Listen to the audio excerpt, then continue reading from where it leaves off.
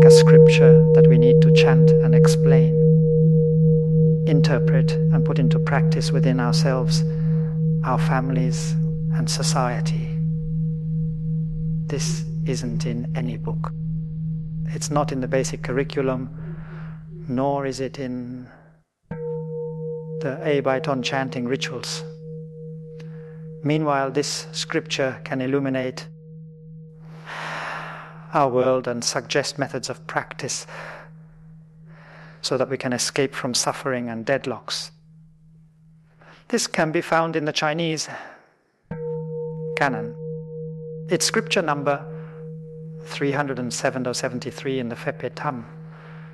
And this can also be found in the Pali Sutta Nikaya, S297 in the Samyutta Nikaya. There are some differences between the Pali and Chinese versions. However, the main ideas of the Buddha's teachings are still the same.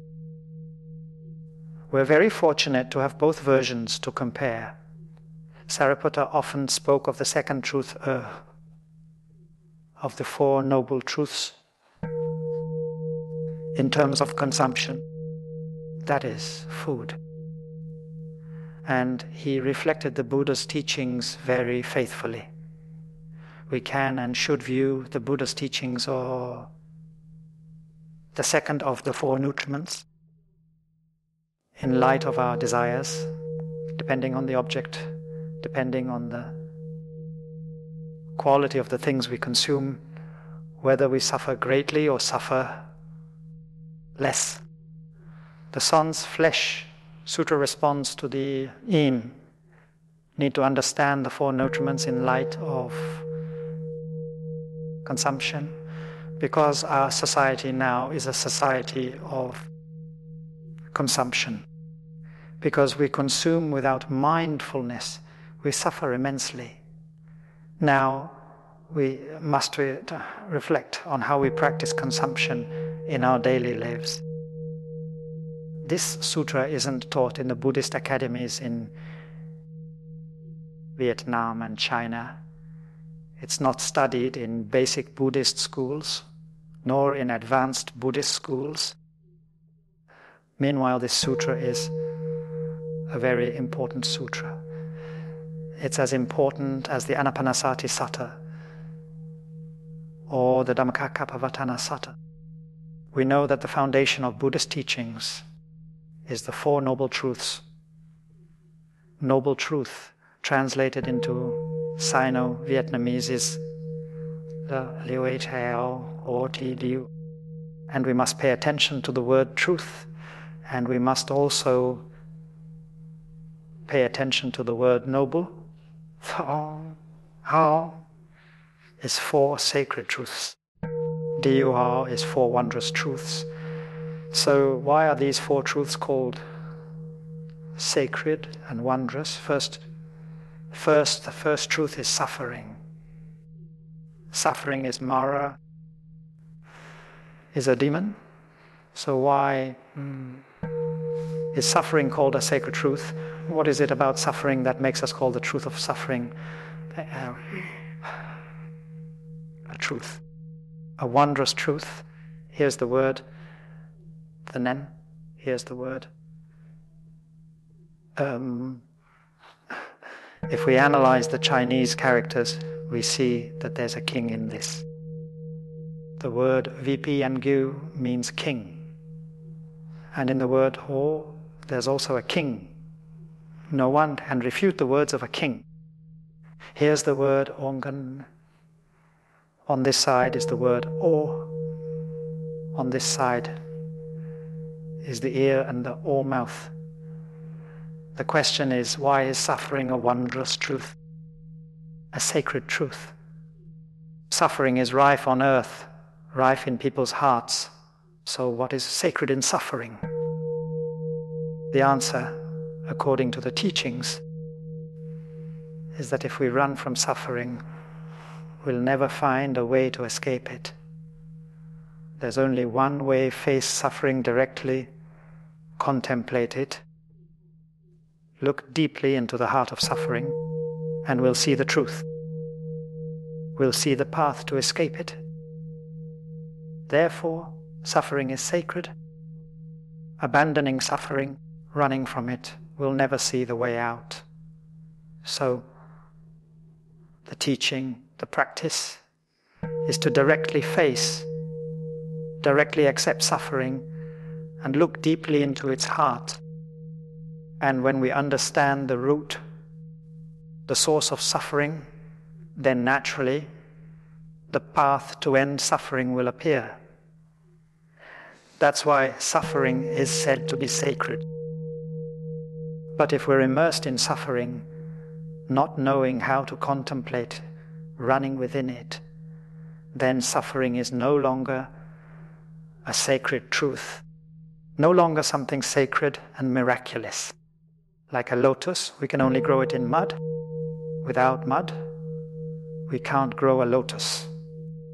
We can't grow a lotus on marble. So, mud is very important for the lotus to grow and bloom. The Buddha's enlightenment is the same. It can only originate from suffering. Without suffering, there's no path to end suffering and no enlightenment. Therefore, suffering is a sacred truth, a noble truth. If we look at a lotus, we see the mud in it. Without mud, there's no lotus. And the sacred truths called the path to end suffering and nirvana, these two truths wouldn't exist without the sacred truths about suffering and the nature of suffering. Suffering is the first truth. The nature of the source of suffering is the second truth. And the Buddha spoke of the second truth, the origin of suffering, the truth of the origin of suffering. In the form of food, and Sariputta, his foremost disciple, also spoke many times about the origin of suffering in light of the consumption of the teachings on the 4 kinds of nutriments that need to be explored, developed, taught, and applied in daily life if we want this society to overcome the current deadlock and suffering. And the monks, nuns, and practitioners will later use the flesh of the child sutra to do that work. Flesh is my translation of flesh, or the sun's flesh, meaning the flesh of the child, because in it the Buddha tells a story about meeting a young couple who ate their own child. In Flesh of the Child Sutra, child means the child, and their flesh means flesh. Initially, I thought of translating it as the sutra of people eating their children, but I heard that many people would be afraid to read it. So I decided to translate it as the Sutra of 4 kinds of nutriments, or 4 kinds of food. Because in this, the Buddha distinguishes 4 kinds of food. These are the things I heard at one time when the Buddha was at Anathapindika's park in Savatthi. And this is a sutra translated from the Chinese canon. And while reading the translation from the Chinese canon, we can compare it with the translation from Pali. That day, the Buddha told the monks that there are 4 kinds of food that help all living beings grow and survive. What are these 4 kinds of food? First is solid, the second is contact food, the third is volition food, and the fourth is consciousness food. Volition is often translated as ideation. Physical food is what we ingest through the mouth. In English, it's called edible food. Edible food, piece by piece, morsel by morsel, is called physical food. brought in piece by piece, morsel by morsel, for us to chew and swallow. Monks and practitioners, we must contemplate physical food. How we eat, but we must contemplate our food, and the first food is physical food, that is the food we put into our body through our mouth. For example, there was a couple who had a young son whom they cared for and nurtured with much love. This baby boy was perhaps 2 or 3 years old. One day, they wanted to take their child to live in another country, crossing a desolate desert, full of dangers and accidents. This is a matter of crossing borders. Instead of becoming deities, they went. Instead of transforming, they crossed the desert. Midway, they ran out of food and fell into extreme starvation. With no way to solve it, they discussed with each other, "We only have one child whom we love dearly. If we kill and eat him, the 2 of us will survive and escape this calamity. Otherwise, all 3 of us will die in the desert." Having decided this, they killed their child, grieving and weeping, and forced themselves to eat their child's flesh to survive and escape the desert wilderness, finally leaving the desert. Monks, do you think that couple ate their child because they wanted to enjoy the taste of the meat or to nourish their bodies and become beautiful? The monks replied, "No, blessed one," the Buddha asked. Were that couple forced to eat their child in order to survive and escape the dangerous journey through the desert? Some monks replied, "Yes, blessed one." The Buddha taught that is so.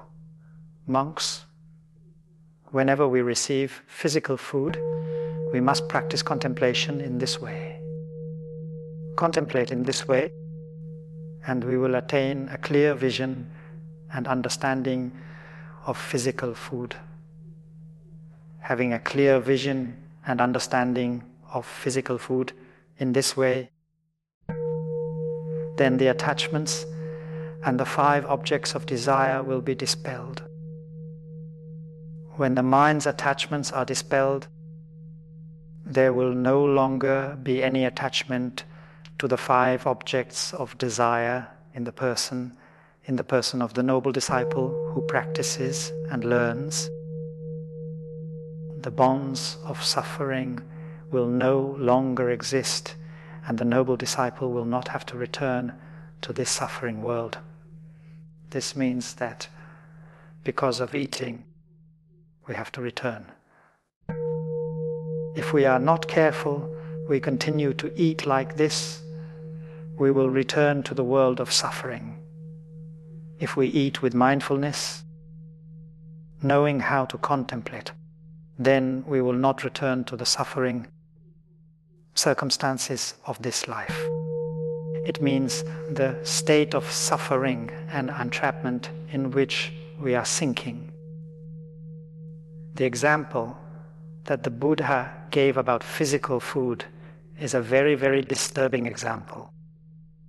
Forests have a function that helps us wake up and reflect on how we eat in our lives. In the abridged version, there are details that we don't see in the full version. After killing their child, the couple each eat a piece. Each person eats a piece of their child's flesh, and then they beat their chests, tear their hair, and say, "Our only beloved child, where are you now? Where are you?" Some hold their child's mouth open to feed them, and they keep the rest on their shoulders for the sun to dry it. Then, little by little, They eat the second and third pieces to survive and escape the famine. That detail is very important, but we don't see it in the full version. Oh my God! Where is our only child? They beat their chests, tear their hair, and then eat the flesh. And the Buddha asked the monks, do you think those young parents can feel any pleasure or enjoy the taste? The monk said no. That detail clearly shows us how to eat without harming our compassion. How do we eat to continue to nurture compassion within us? That's the whole point. Because without compassion, we can't be happy. Without compassion, we can't connect with other people, with other species, and we will become extremely lonely. So, the key point of this sutra is how to eat while still keeping the love in our hearts. The act of cannibalism happens. It happens. Cannibalism happens often in the history of humanity. It happens in the context of other animals, but it also happens in the context of human beings. The Sanfap Dang at the monastery in Hu tells a story that also shook my heart. Before, when I was doing big events for the community in the village, I went away for a few days. I found a house with a rat problem and caught 4 rats. Usually, after catching 4 rats, I would take them out and release them in the mountains. But because the monks forgot, they went away for 3 or 4 days. When they came back, the 3 strong rats were so hungry that they ate the 4th rat. They ate the 4th rat. This happens in the case of humans. Sometimes, when we are too hungry, we eat each other. There are cases where ships run out of food, and the people on the ship exchange. They also eat each other, and you don't need to be shipwrecked or in a disaster area. People eat each other in many ways. They create wars, they invade, they kill other people to rob them.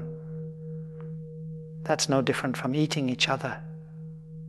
If we reflect, we see that a piece of beef made in Europe or America is made from the materials.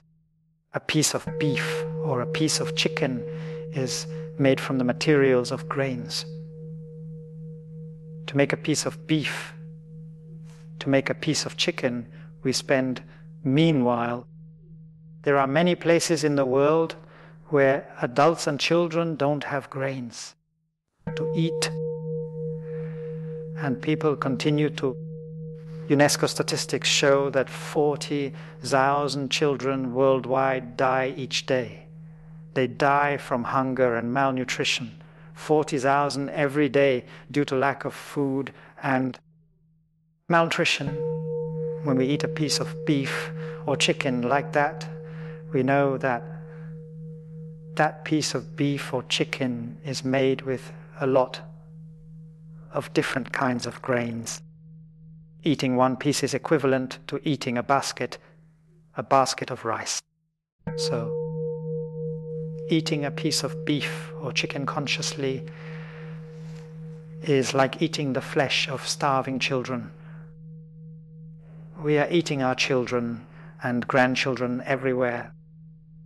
A glass of wine, for example, is also made with a lot of rice. Rice wine or whiskey. It takes a lot of grains to make a glass of wine. And when we drink that glass of wine, it's like we're drinking the blood of children around the world, because every day 40,000 children die of starvation.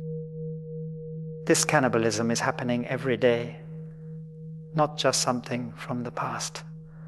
let's reflect on how we raise chickens and cows today. The chickens we raise in chicken farms today are not happy chickens. When they're born, they don't get to play. They don't get to find food on their own. They're locked in a small space, just enough for one chicken. Their cage is only big enough to hold one chicken, and they stay in one place like that from the time they grow up until they're slaughtered. They can't fly, walk, run. They can't jump. And to exploit the chickens for more eggs, they've created artificial days and nights, making the day shorter. Instead of 24 hours a day, they make it 15 or 16 hours with artificial light, so the chickens think it's the next day already, and they lay another egg. Instead of laying one egg every 24 hours, they lay one every 16 hours. They lay eggs to produce more eggs, and all day they just stand there and eat. So the chicken has resentment, anger, and despair. And that resentment, that anger, that despair, it permeates deep into every cell of the chicken. And these chickens can't release that anger.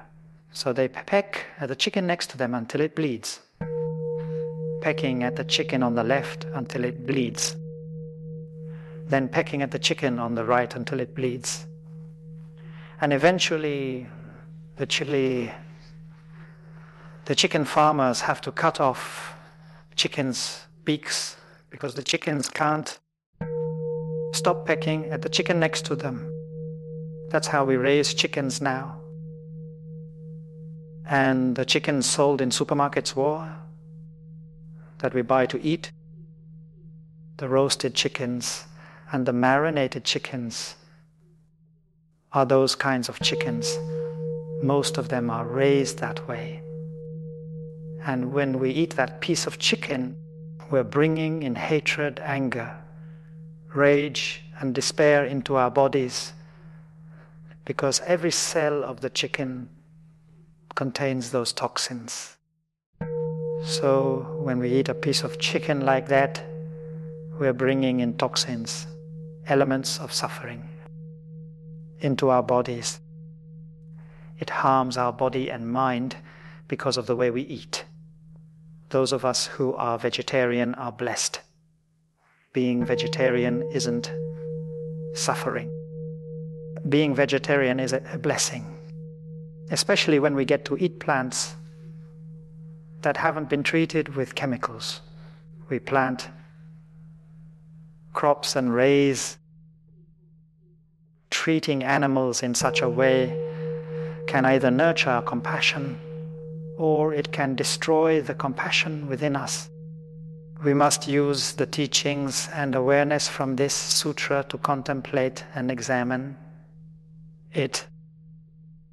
The Ministry of Health and the Ministry of Agriculture must be aware of this sutra, because the Ministry of Health and the Ministry of Agriculture are responsible for human health and food.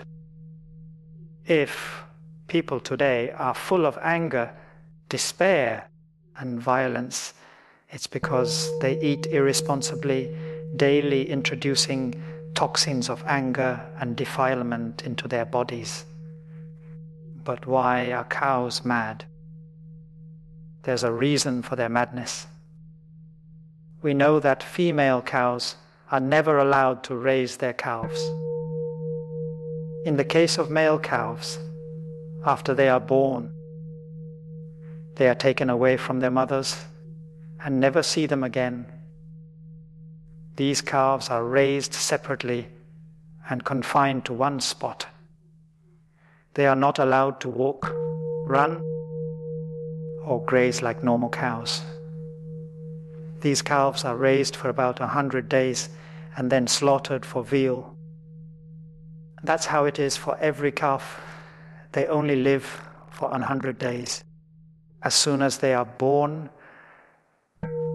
they are taken away from their mothers and placed in a separate area to be raised, standing for 100 days. And after 100 days, they are slaughtered so people can have veal. That is the immense suffering of the cows. The female cows are never allowed to mate with the male cows. Whenever they need milk, they use a method called artificial insemination. And in recent years, they have been feeding the cows food containing stimulating hormones. Furthermore, they feed the cows meat instead of grass. Grass is their natural food, but they grind up bones and dried meat that humans don't eat and mix it into the grass and straw to feed the cows, using stimulants and meat and bone meal to feed the cows. As a result, the cows cannot live a normal life and they go mad. And if we eat the meat of mad cows, or even cows that are almost mad, then we also go mad. Not to mention, the cows are already mad. That is our current situation. Therefore, eating and consuming mindfully is very important. Not to mention that when we eat without mindfulness, we destroy our bodies and our souls. From a physical perspective, we accumulate many toxins. From a spiritual perspective, we destroy our compassion. And thus, the healthy body that our parents gave us is ruined. Our parents are within us, and while eating like this, we are eating our parents and even our children. If we give birth to children who are weak and prone to suffering and anger, it's because we have eaten them before they were even born. The question is, are we eating our parents? Are we eating our children and grandchildren? If we are not mindful and introduce toxins into our bodies, we are eating ourselves. We are eating our parents, and we are eating our children and grandchildren. Therefore, the image that the Buddha presents is fitting and not excessive. Eating our children, eating our fathers, our mothers, eating each other. Is there any child in the world who is not our descendant while we are eating their flesh? Why can't we see the truth? We only find happiness because of our ignorance and foolishness. In the past, we've eaten our own children and our own parents. Therefore, this is a bell of mindfulness that resonates throughout the 3,000 great thousand worlds, and the Buddha uses very dramatic and terrifying imagery to wake us up, and because of that, this sutra is called the Eating the Flesh of My Child Sutra. This is a matter of contemplative practice, not just for monks. This is a contemplative practice for all of humanity, all politicians, all educators, all cultural figures, all those involved in healthcare, all those involved in agriculture and food production must practice. They must take the time to look deeply, contemplate, and have a Dharma talk about food. We see that in the West. There is beginning to be an awakening. People know that food can determine their health. Therefore, Westerners, especially young and intellectual people, are very conscious of their food. Therefore, on the labels of foods they must declare how much sugar and fat it contains, and whether these foods have been grown and raised in a wholesome way. When people eat eggs, they need to know if these eggs come from happy hens or hens full of suffering. Only then should we buy them. When we drink milk, we should find out if this milk comes from mad cows or cows with mad cow disease, whether these cows are raised in a natural, traditional way, or whether these cows are fed with brain matter and the bodily flour of other cows or other animals. Therefore, we must be vigilant and mindful in our eating. The Dharma term is to have mindful eating. Only by practicing mindful eating can we escape the suffering of the present situation. The entire Congress and the entire population must wake up, sit down together, and look deeply to see that we have gone too far down the path of unmindful consumption. We have caused suffering to the world, to humanity, and to other living beings and plants. Therefore, the Flesh of My Child Sutra is a very important sutra for the world today. Therefore, each time we receive food, we must practice such contemplation. Such contemplation will lead to a clear seeing and understanding of food. This clear seeing and understanding is translated from the word don't try. This don't can sometimes be read as opon. Opon means to decide and distinguish clearly. Ogun means to cut off, but hokon can sometimes be read as ogun, meaning to decide.